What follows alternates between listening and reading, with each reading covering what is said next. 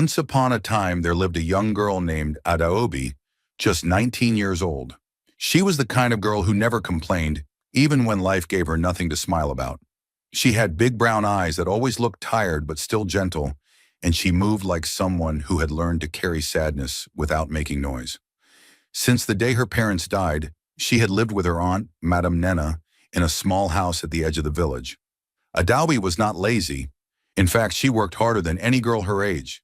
Every morning before the cock crowed, she would sweep the compound, fetch water from the faraway stream, and prepare hot water for her aunt. After that, she would wash the clothes, clean the kitchen, and head to the market to sell peppers in a small basket. But no matter what she did, her aunt never said thank you. Madame Nena only shouted, insulted, or reminded her that she was just a useless orphan eating her food. The neighbors saw everything, but nobody ever said a word. That's how the world was. People looked away when it was not their problem. That morning, something felt different. Adaobi had just come back from the stream. Her wrapper was soaked at the bottom, her hands red from carrying the heavy buckets. As she poured the water into the drum behind the house, she heard whispers coming from inside the room. Her aunt was talking with someone. "She will marry him today," Madame Nena said in a low, sharp voice. Adaobi froze. She didn't understand what she meant. Who was marrying who? She crept closer and pressed her ear near the wooden window. "She has no one. No mother, no father. Let her marry him." "He has brought the bride price in cash," Nena said. Adaobi's heart dropped. She stepped back slowly, shaking. Her hands were still dripping from the stream water, but she didn't notice. Her chest rose and fell as if she had just run a long distance. That afternoon, Adaobi stayed quiet. She didn't ask questions. She just kept watching. Her aunt was too excited to hide it. She wore her best lace blouse and tied a bright yellow head tie. She brought out a cooler of jollof rice and meat from the kitchen, food Adaobi had never even tasted in that house. Then as the sun started to drop, a man arrived. He was nothing like Adaobi had imagined a husband to be. The man was old, maybe 50. His slippers were torn on one side. His trousers were too short. His shirt was clean but very old. His skin was dark and rough from years of farm work. His eyes were quiet and his mouth never smiled. The villagers started to gather near the compound as if they had been waiting for the show. Some women covered their mouths whispering. A few children pointed and laughed. Even the old men shook their heads and clicked their tongues. Madame Nena came out with powder all over her face, fanning herself with pride. "Come out, Adaobi," she shouted. "Your husband is here." Adaobi didn't move. She stayed inside the small back room, holding the wooden bedpost with both hands. Her legs were weak. Her lips were trembling. She kept saying to herself, "It's not true. They're just joking." But it wasn't a joke. Madame Nena stormed into the room and pulled her out by the arm. "You will not disgrace me today. Do you think I raised you for nothing?" Adaobi stumbled as she followed her aunt into the open yard. The old man was already waiting with a bottle of schnapps in his hand. A small table had been set with cola nuts and drinks. 3 elders from the village were seated, nodding slowly, acting like everything was normal. "Adaobi," one of them said, "this is your husband, Mazi Chukwuemeka. Today, we give you to him. Your aunt has agreed." Adaobi shook her head, her voice cracking. "I don't want to marry him. Please, I'm not ready. He's too old. He's older than my father was." The crowd murmured, some giggling, others shaking their heads. Madame Nena grabbed her wrist tightly. "You will marry him today or leave my house this night," she hissed through her teeth. "You think you're better than everyone? You think I will feed you forever?" Adaobi turned to the villagers. Her eyes searched for help, but no one stepped forward. Even the pastor's wife stood there with arms folded, saying nothing. The same people who once promised to protect her after her parents died were now watching her pain like a market drama. Mazi Chukwuemeka didn't say much. He only looked at her, not with anger, not with happiness, just silence. He held out the ring. The elders started the prayers. As they placed the cheap ring on Adaobi's finger, tears ran down her face. She didn't even wipe them. She just stood there shaking, her hands cold, her mind far away. After the ceremony, Adaobi was told to pack her things. A small nylon bag with 2 wrappers, 1 old shoe, and a Bible was all she had. Her aunt didn't even give her food for the journey. Go and be a good wife, Nena said with a fake smile. If you misbehave, don't come back here. You are no longer my problem. As Adaobi followed Mazi Chukwuemeka out of the compound, the villagers clapped softly, some laughing behind their wrappers. One woman whispered, "She married a palm wine tapper. Let's see how long that will last." Another man said, "A poor man and a poor girl. What a perfect match." No one saw the brokenness in her eyes. No one cared about the dreams she buried that day. They walked in silence. The road to his house was far. Not a single bike passed. Adalbi walked behind him, her legs weak from fear and sadness. Her eyes kept filling up with tears, but she refused to let them fall again. When they reached the house, it was even worse than she had imagined. A small one-room building with a zinc roof full of holes. The door creaked when it opened. Inside there was only a mat, a stool, and one small lantern. "This is your home now," Mazi Chukwuemeka said gently. Adobe looked around, biting her lip to stop it from trembling. She wanted to scream. She wanted to run. But where would she go? There was no bed, no food, no cupboard, just four cracked walls and silence. Mazi Chukwuemeka noticed her fear but said nothing. Instead, he brought out a clean wrapper and handed it to her. "You can rest. I will cook," he said. Adobe stared at him, confused. He didn't touch her. He didn't raise his voice. He just went outside to make a fire. That night, they ate quietly. The food was plain, just yam and palm oil. But it was warm. She didn't sleep.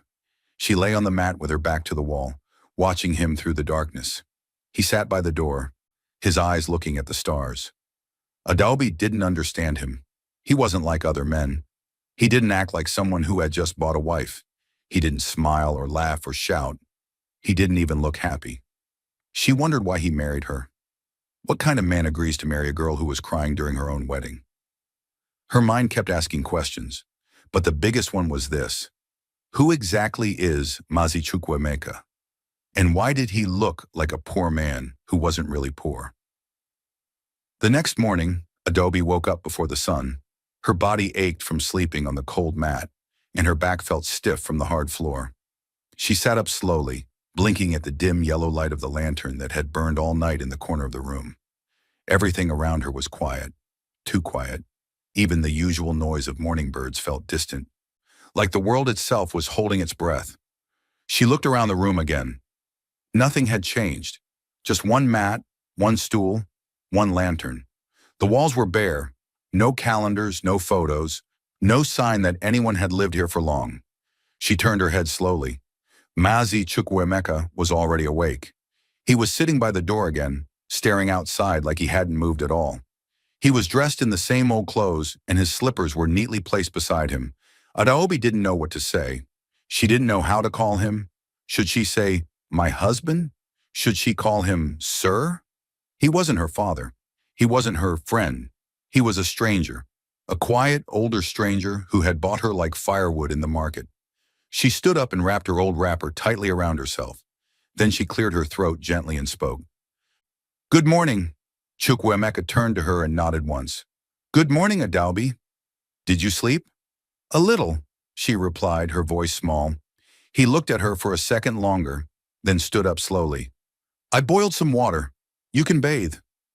Adaobi blinked in surprise. No shouting, no commands, no insults like her aunt used to throw every morning. She just nodded, then walked outside carefully. At the back of the small house, behind a piece of hanging cloth, she found the bucket of hot water beside a plastic bowl. She bathed quickly, her heart still confused by everything. By the time she stepped back into the house, he was already sweeping the front yard. She stood there watching him. A 50-year-old man, sweeping gently like he had nowhere to be. No hurry, no anger. He didn't act like a man who just got a new wife. He didn't smile or touch her. He barely even looked at her. She slowly walked to the stool and sat down. He came back inside, picked up a small black kettle, and poured hot water into 2 cups. "I hope you take tea," he said quietly. "I do," she answered. He handed her a steaming cup without saying another word. They sat there in silence, blowing into their cups. Adaobi finally gathered the courage to ask, "Why did you agree to marry me?" Chukwuemeka paused. He didn't look up. He just stared into his tea. Because you had no one else, he said softly. That answer confused her even more. But you don't even know me. I didn't need to, he said. Adobe blinked. So you just saw me and said yes? Chukwuemeka looked up this time. His eyes were calm, almost sad. I saw how they treated you. I saw you at the stream one morning, carrying 2 buckets on your head while your aunt walked behind you with an umbrella. I saw your face. You didn't cry, but you were tired. Adaobi's lips parted, but no sound came out. I've lived in this village for 10 years, Adaobi. I know pain when I see it. She sat back slowly, holding the cup tighter in her hands. And you thought marriage would save me? No, he said, but at least it would give you peace. Adaobi didn't speak for a long time after that. Later that day, he showed her around the compound. There wasn't much. A small backyard garden, a wooden bench under the mango tree, a tap that only worked once a week, a tiny storeroom with a lock on it. This room stays locked, he said simply. You don't need to worry about it. Adaobi nodded, though her mind lingered on the door. What was in there? Why did it sound like he had secrets? They walked back inside together. That afternoon, she offered to cook. You don't need to, he said. I want to, she replied. He handed her a small bag of gari, some dry fish, and palm oil. That was all they had. She cooked with shaky hands, not sure if she was doing it right. When she served the food, he nodded again. Thank you. She almost dropped the spoon. No one had said thank you to her in years. That night, they ate in silence again. When it was time to sleep, he stood up and picked a wrapper. You take the mat. I'll sleep outside, he said. No, she replied quickly. You don't have to. But he shook his head. It's all right. I'm used to it. He stepped outside with the wrapper and lay down on the bench under the tree. Adaobi watched him from the doorway. This man confused her. He treated her kindly, but he barely spoke. He gave her space, but locked doors behind him. He walked like a poor man, yet carried himself like someone used to being respected. The next day, something strange happened. She went to sweep the front yard and found a small white envelope on the bench. It had no name, just a blue wax seal. She picked it up and turned it over carefully. Before she could open it, Chukwuemeka came from behind her and gently took it from her hand. That's not for you, he said softly, not angry, just firm. I didn't know, she replied quickly. He placed the letter into his pocket and walked inside. Adaobi stood still for a long time. Where was the letter from? Why was it sealed like something from a palace? She followed him into the house. Who sent that? He didn't answer. Is it from your family? Still no answer. Adaobi stepped closer. Please, Mazi. I just want to understand. He finally looked at her, his eyes now sharper than before. Don't ask about things that can put you in danger. Adaobi froze. What danger? She whispered. Chukwuemeka looked away. You don't need to know. Not now. He walked to the storeroom, the same one he told her never to enter, and opened the lock with a small key he kept on his waist. She peeped just a little. Inside, she caught a glimpse of something strange. 2 metal boxes, a long brown bag that looked like it could carry something heavy, and a black coat with golden buttons. Before she could see more, he shut the door and locked it again. That night, Adaobi couldn't sleep. She lay on the mat, staring at the ceiling, her heart racing with questions. Who was this man? Was he hiding something? Why did he move like a ghost? And what kind of danger was he talking about? The next 2 days moved slowly. Chukwuemeka barely spoke. He only nodded or gave short answers. He cooked simple food, cleaned the house, and never touched her. But every night, more envelopes arrived. She saw them under the door, on the bench, even one tucked inside the lantern's base. Always the same. White paper, blue wax seal. He always collected them before she could touch them. Adaobi became restless. On the 4th night, she decided to ask again. As he sat outside under the tree, she walked up to him and stood beside the bench. Please, she said, if I'm your wife, I have the right to know what's going on. He looked up at her, his face tired. You do have the right, and I will tell you. Very soon. When? He didn't answer. Please, I'm scared, she said. You talk like a man who's being watched. He looked into her eyes and said quietly, because I am. Adaobi stepped back, her hands shaking. Watched by who? He sighed and looked up at the moon. People I used to know. People who think I'm dead. People who want me to stay forgotten. Adobe's lips trembled. So you're not who you say you are? He smiled sadly. I've never said who I am. She sat beside him slowly. Then tell me now. He was quiet for a long time. Then he whispered, wait till the 5th day. Then I'll show you everything. Adobe wanted to scream, but something in his voice made her stop. Something in his eyes told her that the 5th day would change everything. And that night, as she lay awake on the mat, she made a promise to herself. Whatever secret he was hiding, she would find out. She had been sold into this marriage like she was nothing. But now she was part of something bigger. And it was only just beginning. That night, Adobe couldn't sleep again. The air in the room felt too quiet, like something was hiding inside it. The lantern beside her had burned out. The darkness made everything worse. Her eyes stayed open as she stared at the wooden ceiling, counting the lines in the wood again and again. She had counted those lines every night for 5 nights now. Her body was tired, but her heart refused to rest.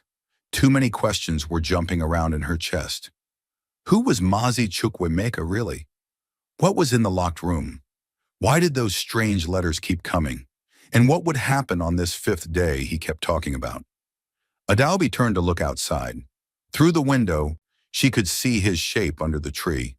He was lying on the bench again, wrapped in his thick wrapper, quiet as always. She wanted to walk out and ask him more questions, but her legs felt too heavy. Her mind was spinning, trying to guess what kind of secret could be so big that it had to wait 5 days. She turned to face the wall. The silence continued, until the phone rang.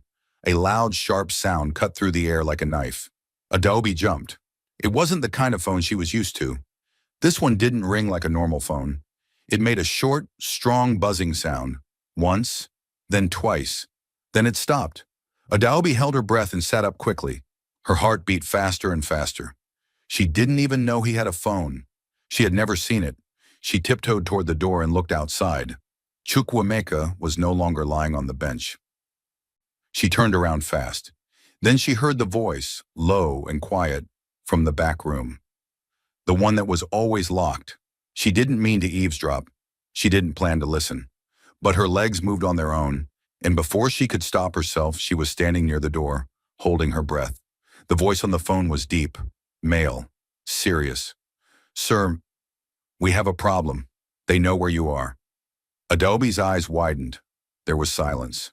Then Chukwuemeka replied, in a voice she had never heard before. Calm, strong, not soft like usual.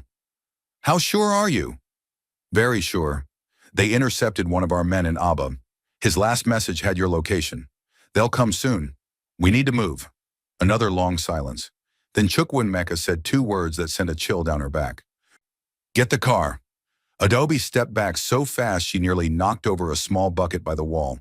She ran to the mat, lay down, and pulled the wrapper over her head, her heart beating like a drum in her chest. Her mind was spinning. Who was they? Why did someone want to find him? What kind of man needs to run in the middle of the night? She lay still, hoping he didn't know she had heard him. A few minutes later, the door creaked open slowly. Chukwuemeka stepped inside, still calm, still quiet. Adaobi, he said gently. She didn't answer. He came closer. I know you're not asleep. Get up, we're leaving. Her head popped out from under the wrapper. Now? Why? Where are we going? He looked at her with tired eyes. Somewhere safe. Adobe sat up quickly.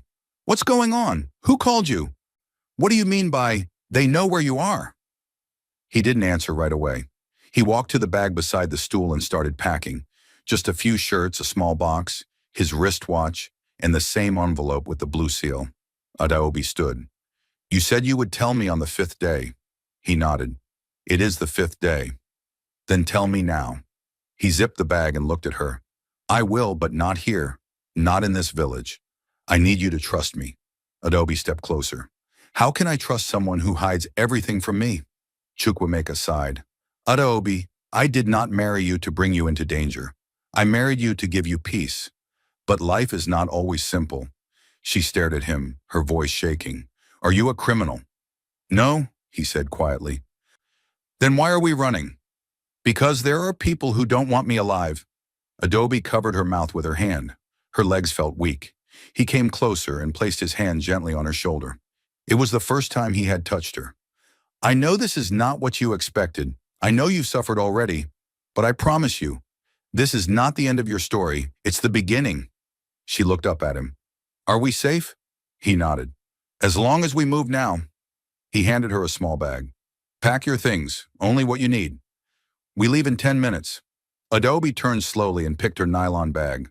Her hands trembled as she folded her wrapper, picked her small Bible, and wore her sandals. She had nothing else. Outside, the sky was dark, but the stars were bright. She followed Chukwuemeka silently through the path leading out of the village. They didn't take the main road. They walked behind houses, through small farms, through bushes. Adobe's feet hurt, but she didn't say anything. She kept walking, stealing glances at the man beside her. He walked like someone who had done this before. His steps were quiet. His eyes scanned everything. He was no longer the slow, gentle man she met 5 days ago. He was someone else. They walked for a long time. Finally, at the edge of a narrow bush path, Adobe saw headlights in the distance. A car was parked under a tree. A man stood beside it in a black shirt, holding a phone to his ear. As they got closer, the man straightened. Good morning, sir. Thank you for coming, Chukwuemeka said. The man opened the back door of the black SUV. It was clean, quiet, smelled like leather and something expensive. Adobe climbed in slowly, her heart pounding. As the door shut behind her, she looked back at the village. It was silent, still sleeping, unaware that one of their own had just vanished into the night. They drove off without a word.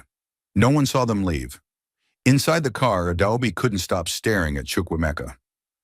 Who are you? He looked at her. Let's just say, I used to be somebody important. Then I chose to disappear. Why? He leaned back against the seat and closed his eyes. Because staying alive was more important than being known. She didn't ask again.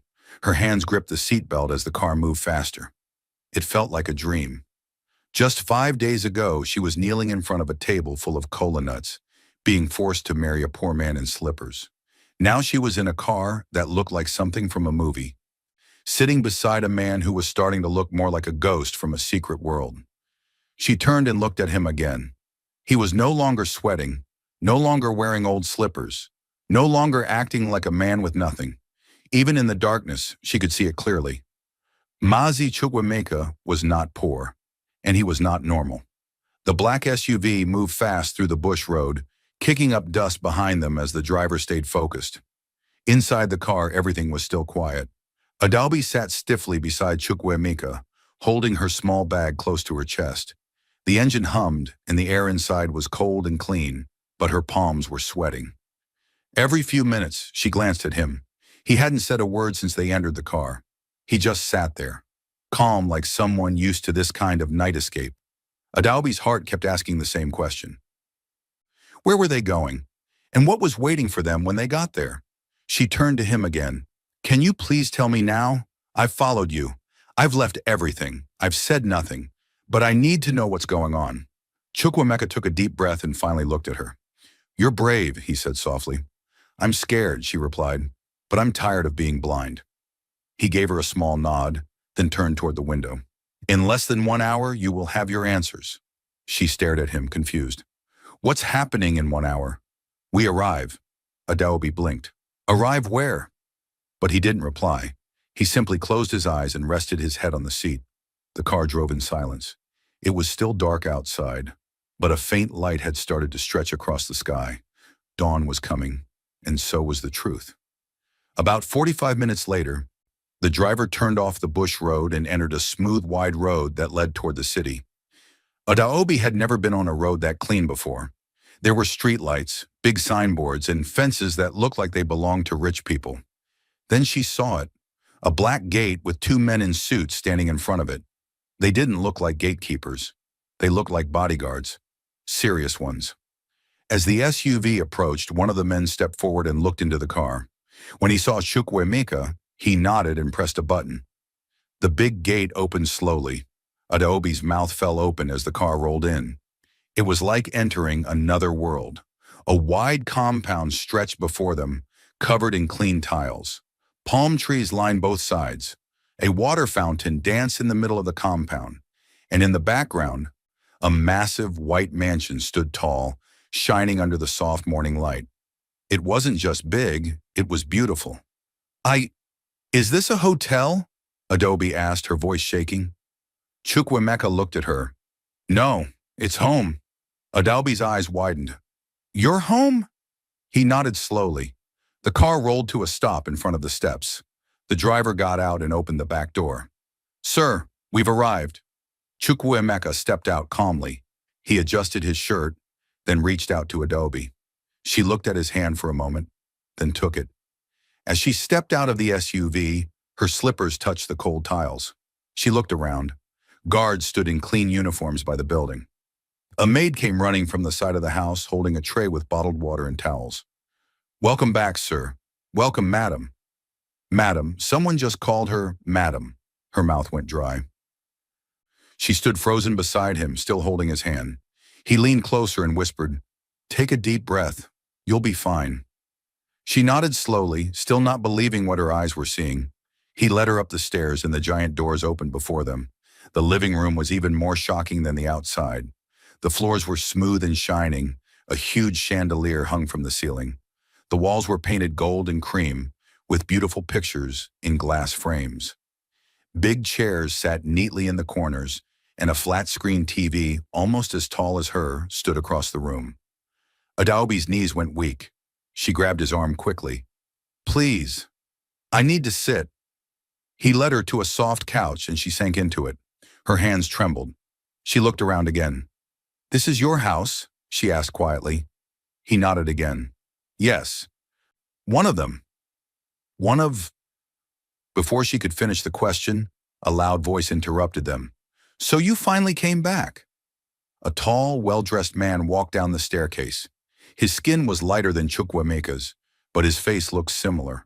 Sharp jaw, small nose, straight posture. He wore a black designer shirt and dark trousers. A gold wristwatch shined on his arm. Adobe quickly stood up. The man's eyes moved from Chukwuemeka to her. He frowned. Is this her? He asked coldly. Chukwuemeka stepped forward. Obinna, this is my wife. The man laughed without smiling. Wife?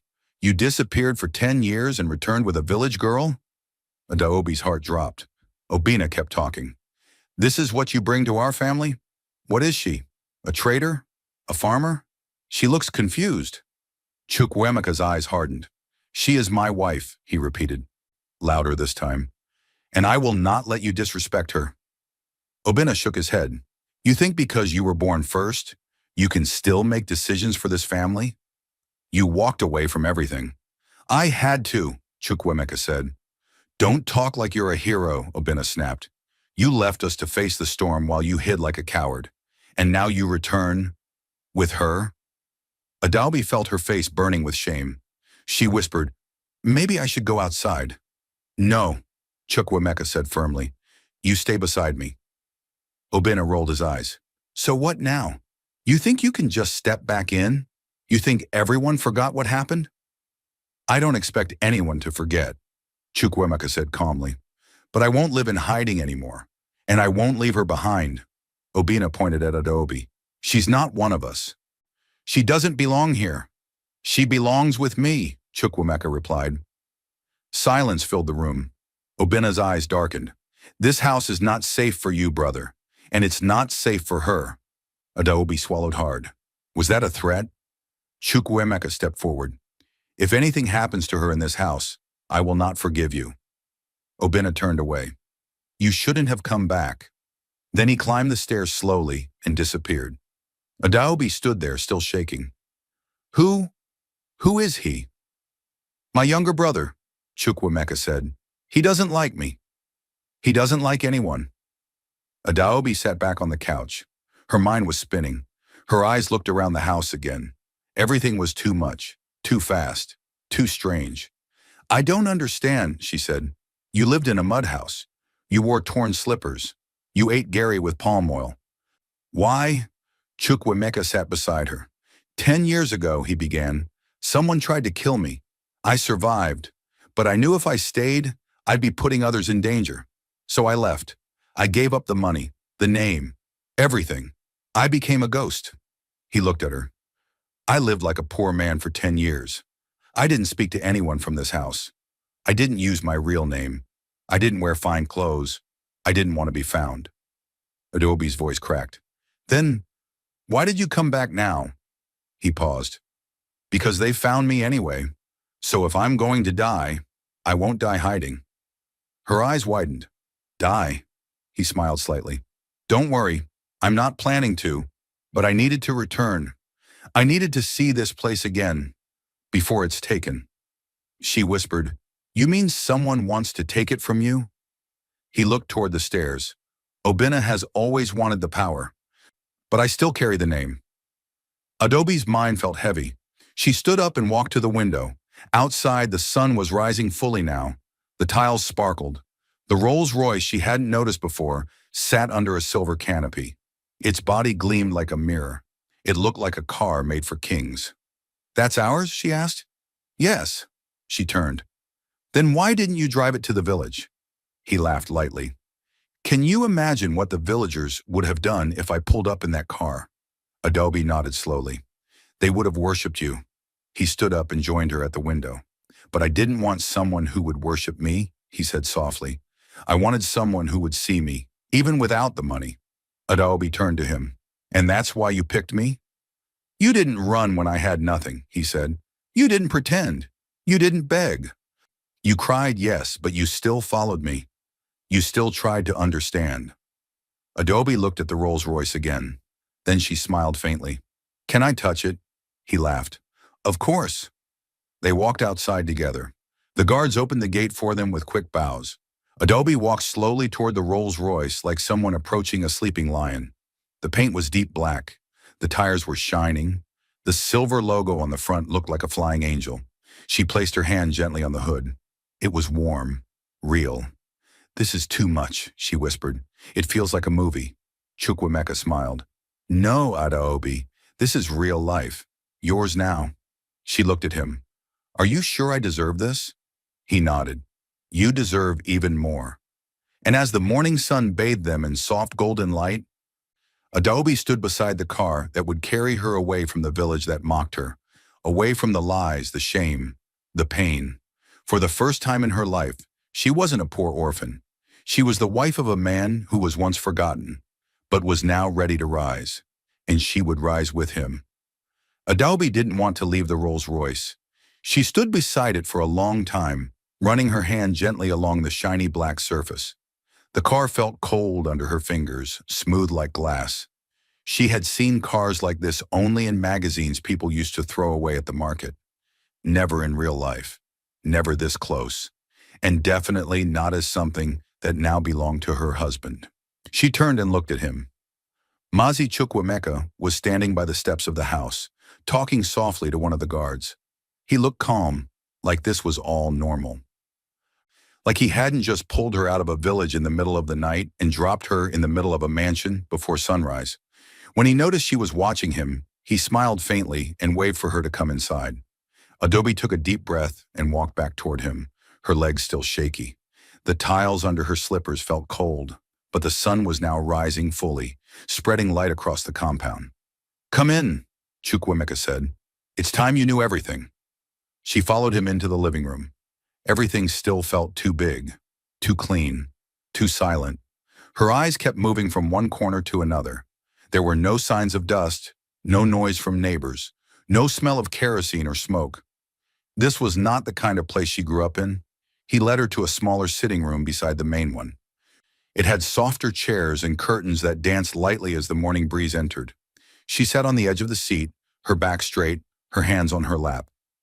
Chukwemeka walked to a shelf and picked up a brown photo album. He placed it gently on the glass table between them, opened it slowly, and pushed it toward her.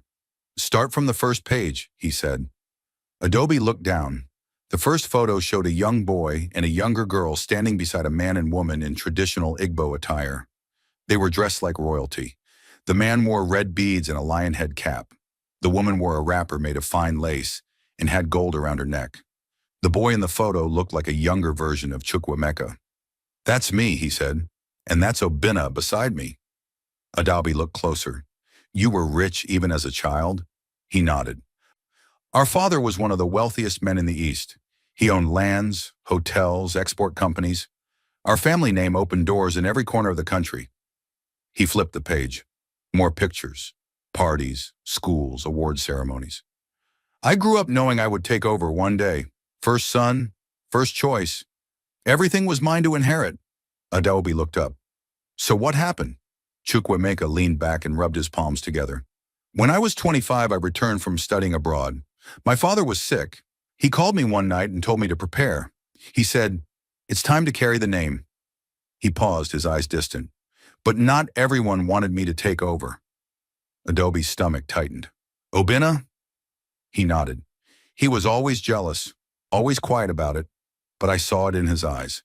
The day our father signed the company documents in my name, Obinna left the house and didn't return for a week. Chukwuemeka stood and walked slowly to the window. Then one night, everything changed. Adobe stood too, feeling the tension in the room. What happened? I was driving home from a family meeting. Halfway through the express road, a black car rammed into mine. 3 men came out, armed. They shot the driver first, then opened my door and dragged me out. He turned to face her. I should have died that night. Adobe's hand covered her mouth. What saved you? God, and a decision I made in 5 seconds. He sat down again. One of the men aimed a gun at my head, but as he raised it, I rolled under the car and ran into the bush. I hid for hours. When it was safe, I walked barefoot till morning. Adobe's voice shook. Did you tell anyone? I called my mother first. She cried. I told her not to tell anyone else, not even Obinna. Why not? Because the attack, it came from inside. Adobe gasped. You mean Obinna? I don't have proof, he said, but he was the only one who knew my route that night, the only one who hated me enough. Adobe shook her head slowly, still trying to understand everything. So after that, you just disappeared? Yes, he said. I left everything, my name, my wealth, my title. I changed my look, changed my voice, went far away. I had a few loyal people who helped me disappear completely. He looked at her. That's how I ended up in your village. Adobe sat back overwhelmed. For 25 years, he continued, I hid. I lived poor. I kept quiet. I watched the world forget me. But weren't you afraid people would think you were dead? I wanted them to, he said. If they thought I was alive, they'd keep hunting me. I had to disappear completely. Adobe was quiet for a long time. Then she whispered, Why come back now? Chukwuemeka's eyes turned cold. Because I've seen enough. My family's not the same. Obinna has turned the name into something dirty. He uses the companies for selfish gain. He's doing deals with dangerous people. People who started asking questions about me. So they found you? He nodded slowly. I started getting letters, then strange calls. Someone left a message under my door. They said, if you don't return, we'll bring the past to your front door. That was the final warning. Adobe's hands shook. You could have told me, she said. I didn't want to drag you into it. But you married me. Yes, because I needed something real. Not for protection, not for show. Just something honest before everything turned dark again. She stood and walked to the window. So what now? I fight, he said. She turned to face him. Fight who? Anyone who tries to erase me again. There was a long silence between them. Then Adobe spoke quietly. Why did you choose me? He looked at her. I watched you for a long time in that village. You were strong, even when broken. You worked harder than any woman I'd seen. You never asked anyone for help. Even on the day of our wedding, you looked me in the eyes. You didn't run. You didn't curse. You just stood. Adobe blinked fast, trying not to cry. You remind me of my mother, he said. I'm not strong, she whispered. You are, he replied. And you're going to need that strength now. Just then a loud knock came at the door. One of the guards entered quickly. Sir, a message just came. You need to see this. He handed Chukwuemeka a white envelope with no name. The seal was broken. Chukwemeka read the paper inside. Then his face changed. "What is it?" Adobe asked. He passed the note to her. It read, "You came back, but you brought a stranger. We warned you. She will pay the price." Adobe dropped the paper like it was fire. "They want me," she whispered. "No," Chukwemeka said. "They want me, but they'll try to hurt you to get to me." He turned to the guard. "Double security. No one enters this house without being searched." "Yes, sir." The guard left. Adobe stepped forward. "You should have left me behind." "No," he said. "I'd rather die than leave you behind now." She looked into his eyes. He meant it. She could see the pain, the fear, but also the deep care. This wasn't just about money anymore. It was about survival and love.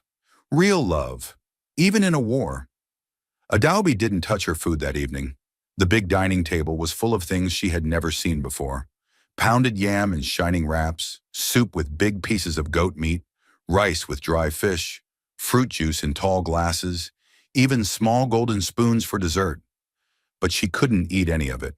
She just sat quietly, watching the long corridor behind her, with the paper still burning in her mind. That note had changed everything.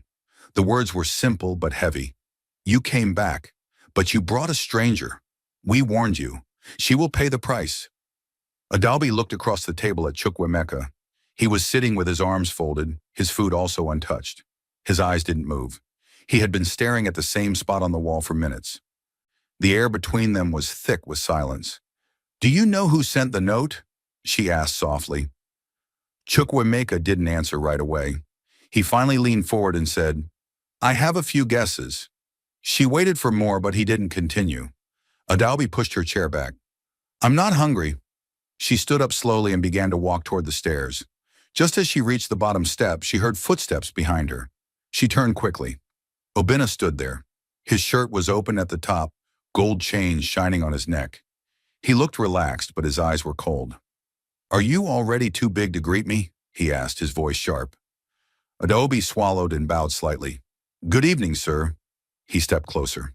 "You're not afraid of walking around here alone?" She held her breath. I wasn't alone. I was with my husband." Obinna laughed softly. "And you think that's enough to protect you?" Adobe looked at him. "Why are you talking like this? I've done nothing to you." Obinna raised one eyebrow. "You've done nothing? You stepped into a house that doesn't belong to you.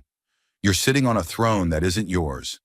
And now my brother, who hasn't been here for years, walks in like a king, dragging you behind him." "I didn't ask for any of this," Adobe replied, her voice shaking. "I didn't even want to marry him at first. But now you're enjoying the palace life, aren't you?" he said. She looked away. "I'm trying to survive." Obinna leaned closer, and his voice dropped. "Let me give you advice. Don't think love will save you in this house. Power wins here, and the person with the most secrets controls the game." Adobe's heart raced. She stepped back slowly. "Please, I don't want any trouble." He smiled, then turned around and walked off. Adobe hurried up the stairs. Inside her room, she locked the door and leaned against it, breathing heavily. The room was beautiful. The bed was wide and soft. The curtains were thick. The floor was polished. But none of it made her feel safe. This mansion had too many secrets. And now, she was in the middle of them. Later that night, she went to Chukwemeka's room and knocked gently. "Come in," he said. She entered slowly. He was sitting on the edge of his bed, holding a small leather box in his hand. "I can't sleep," she said. "I couldn't either," he replied. She sat beside him. "Your brother, he's angry." "I know," he said. "He thinks I came back to take everything." "Did you?" she asked. Chukwemeka looked down at the box. "I came back because I'm tired of hiding, but I also came back because there are things I left behind, things I need to fix." He opened the box. Inside were old family photos, folded letters, and a small gold wristwatch. He picked up one of the letters and handed it to her. It was from their father. She read the first few lines. "My son, never forget that what you carry is not just a name, it is a responsibility." She handed it back. Chukwemeka spoke slowly. "This house is filled with people pretending to smile. But underneath, There is bitterness, envy, secrets. And now, you're here. They don't know what to do with you. Adaobi looked at him. What should I do? Be watchful, he said, and stay close to me. The next morning she woke up to a knock on her door. It was one of the maids.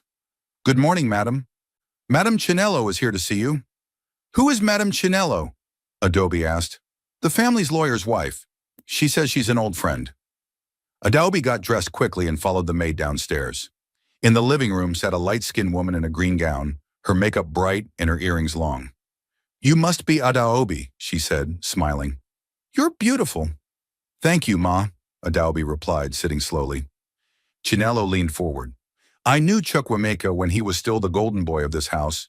I never thought he would marry someone like you. But maybe it's what he needed. Adaobi stayed silent. Chinello reached into her bag and pulled out a small envelope. I shouldn't be doing this, she said quietly, but you need to know.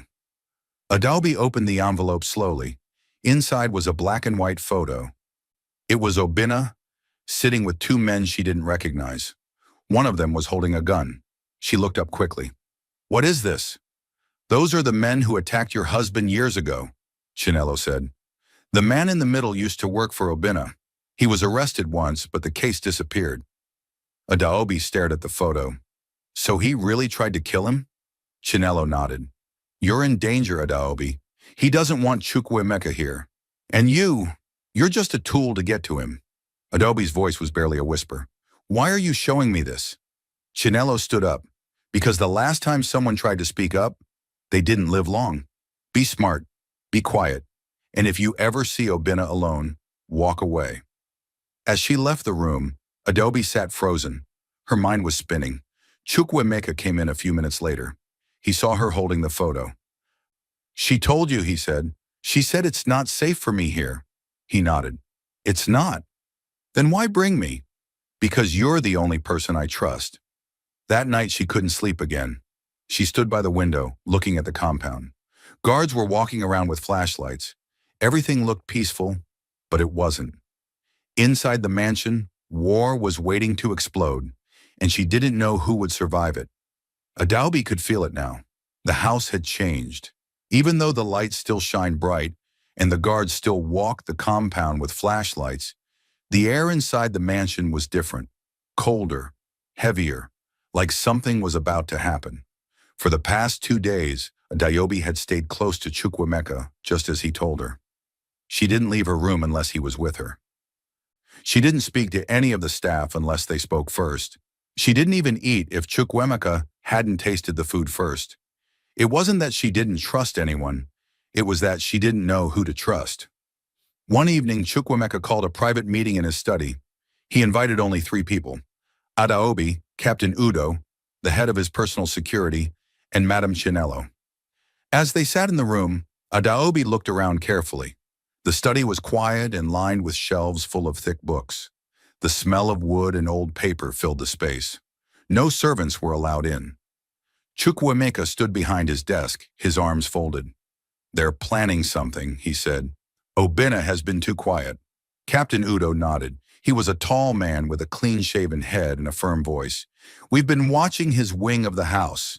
He doesn't talk much, but people come in and out at strange hours. One man even left through the back gate. He wasn't on the visitor list. Adaobi leaned forward. So he's hiding something. Yes, Chukwemeka replied, and I think it's getting worse. Chinello opened her notebook. Do we confront him? No, Chukwemeka said. Not yet. I want to catch him, not scare him. Captain Udo raised an eyebrow. Then we need a trap. Adaobi looked between them. What kind of trap? Chukwemeka looked at her. You. She blinked. Me? If Obinna is trying to harm me, he might start with you. You're easier to reach, and he thinks you're weak. Adaobi shook her head. I'm not weak. I know, Chukwemeka said, but he doesn't, which is exactly why it might work. Chinello leaned forward. But if we use her as bait, and he makes a move, how do we stop it in time? Captain Udo smiled slightly. We won't leave her alone.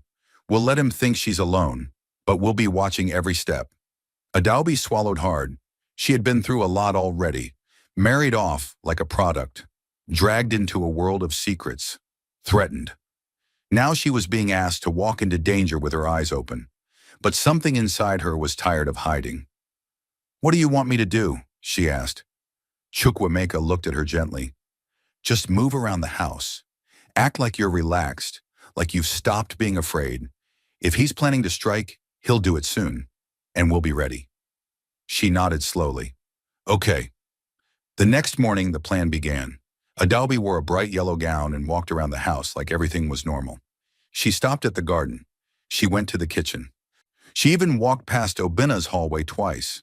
Each time her hands were sweating, but her face stayed calm. She kept remembering what Chukwuemeka told her that morning. "Don't act like a victim. Act like someone who belongs here." Hours passed, nothing happened. Then that evening, she went to the backyard alone. The sun was low in the sky. The trees cast long shadows on the ground. Birds were flying home. The air was quiet. She sat on a bench beside the small fish pond, pretending to enjoy the view. Suddenly, she heard footsteps behind her. She turned her head slowly. Obina. He was wearing a white shirt, holding a glass of wine. He smiled as he walked closer. "I was wondering when we'd have a moment alone," he said. Adaobi forced a smile. "It's a beautiful evening." "It is," he said, sitting beside her. "This house has many beautiful evenings, but it can also get very dark." She looked at him. "What do you mean?" Obina sipped his wine. "I mean, anything can happen, especially when strangers walk in and change everything." She said nothing. "You know," he continued, "you could have had a quiet life. You could have stayed in that village, lived simple, raised a few children. But now, you're here, in the middle of something you don't understand." Adaobi turned to face him. "Then explain it to me." Obina stared at her. Then he chuckled. "You're brave. I'll give you that." She waited. He leaned closer. "Tell me something. Do you think he'll survive this house?" "What are you planning?" she asked, her voice low. He smiled again. "Nothing. I'm just saying, people who go away for too long shouldn't come back acting like kings." "You want to be the king?" she asked. "I already am," he replied.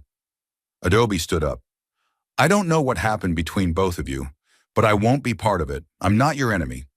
"You are," Obina said calmly, "because he loves you, and anything he loves becomes a target." Adobe's chest tightened. She turned to walk away. Just as she stepped forward, she heard something drop behind her. A small white envelope. Obina stood and brushed his shirt. "Give that to your husband," he said. "Tell him the clock is ticking." He walked away. Adobe picked up the envelope slowly and walked back to the house. Chukwuemeka was waiting in the study with Captain Udo. She dropped the envelope on the table. "He said the clock is ticking." Chukwuemeka opened the letter.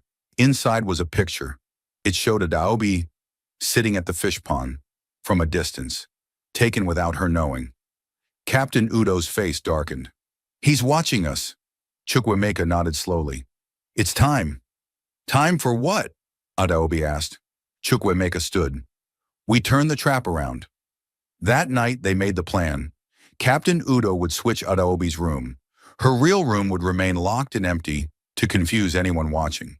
Hidden cameras were placed in the hallway. 2 plainclothes guards were stationed inside the room beside hers. Adobe would pretend to go to bed early and wait. Around midnight, Adobe lay on the bed, wide awake. The lights were off. Only the moonlight came through the window. Then she heard it. A soft creak, the door handle turning. Her heart pounded. The door opened slowly. A shadow stepped inside. The person wore a black hoodie. He moved quickly toward the bed. Adobe stayed still. Just as he reached the bed and raised something in his hand, the lights burst on. "Freeze!" Captain Udo shouted. 3 guards jumped into the room. The man tried to run, but they caught him and pushed him to the floor. They pulled off his hood. It wasn't Obina. It was one of the kitchen workers. But in his pocket was a letter. Chukwuemeka entered the room and opened it. Inside it said, "You were warned. She is only the beginning." Captain Udo grabbed the man. "Who sent you?" The man refused to talk. They took him away. Chukwuemeka looked at Adobe. "You did well." But she wasn't smiling. "He wanted me dead." "Yes," Chukwuemeka said quietly. "But now we have proof." They searched the man's phone. Messages, contacts, and one call made to Obina. The next morning, Chukwuemeka walked into the main living room with the guards behind him. Obina was sitting on the couch reading the newspaper. Chukwuemeka threw the phone on the table. "You sent someone to kill my wife." Obina looked up slowly. "Do you have proof?" "Your number's in his call log." Obina smiled. "So? Many people have my number." Captain Udo stepped forward. "You're under house arrest. No one leaves. No one enters." Obina laughed. "You think this is over?" "No," Chukwuemeka said. "It's just starting." Adaobi stood behind him, watching. For the first time, Obina looked nervous. The enemy inside the house had finally shown himself. And now, they were ready. The next few days passed like a storm. After the failed attack on Adaobi, everything changed inside the mansion. Obina was no longer pretending. He stopped smiling. He stopped greeting anyone. He stopped eating with the family. He stayed locked inside his wing of the house, making phone calls and giving orders through servants. But Chukwuemeka was ready now. He had all the proof. Captain Udo had pulled out phone records, camera footage, voice messages, and even bank transfers. Everything connected Obina to the attack. Even though the man they caught refused to talk, the phone he carried spoke loudly. Chukwuemeka sent the evidence straight to the board of directors that same morning. These were powerful men, old friends of their late father, investors, partners, and elders from different parts of the country. Most of them had lost respect for Obina long ago, but didn't have the courage to stand against him. Now they had what they needed. 2 days later, the board held an emergency meeting in Lagos.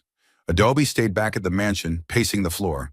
She was nervous, but she also felt something new inside her. Strength.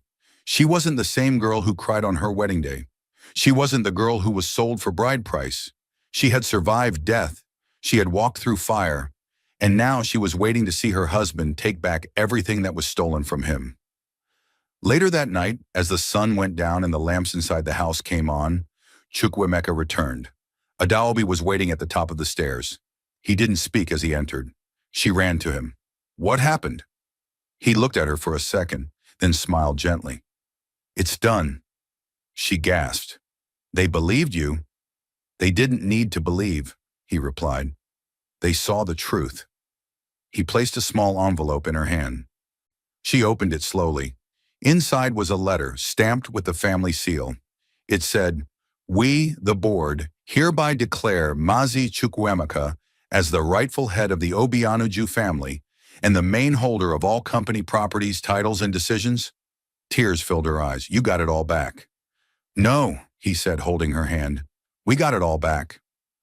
That night, Obina was removed from the house. He didn't go quietly. He shouted. He threatened. But nobody listened. The guards escorted him out.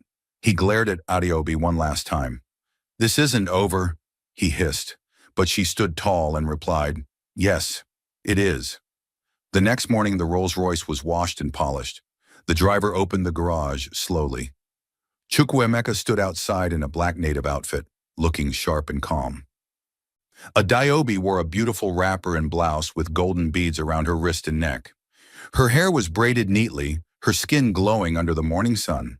As she stepped into the car, reporters outside the mansion started snapping photos.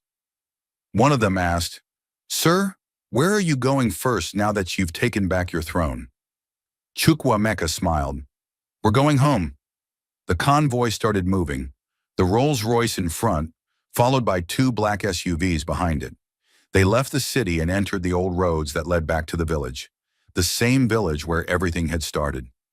As they got closer, Adeobi felt her chest tighten. She looked out the window. Everything still looked the same. The small shops, the dusty path, the children are playing with old tires, the women selling tomatoes and groundnuts on trays. But this time, everyone stopped.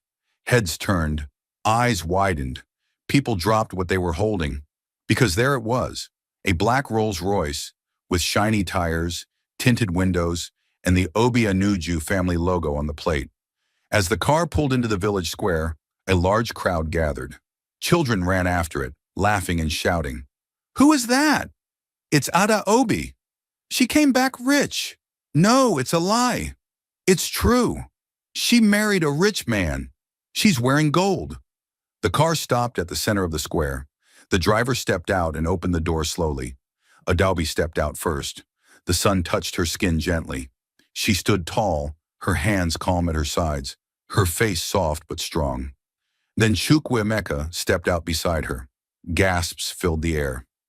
Some people clapped without knowing why. Some people knelt. Some just stood with their mouths open.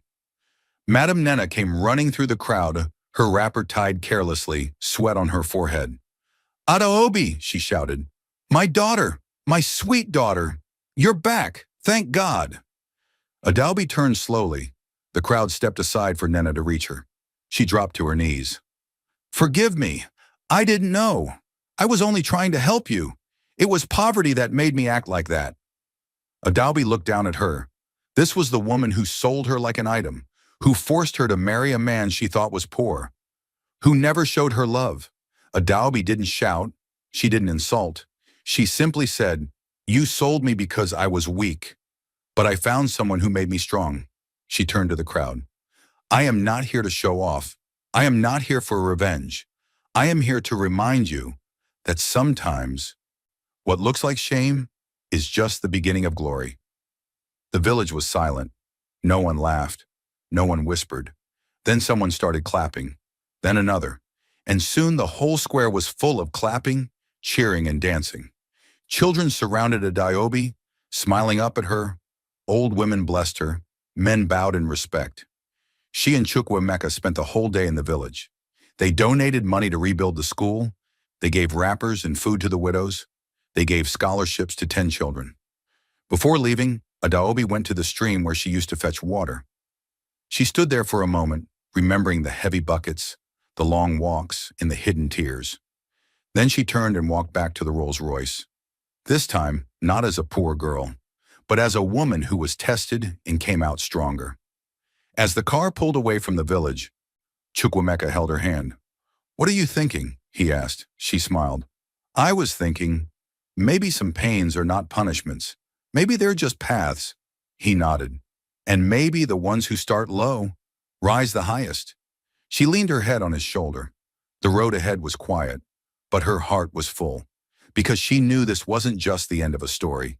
It was the beginning of a new one where love, truth, and courage would always win.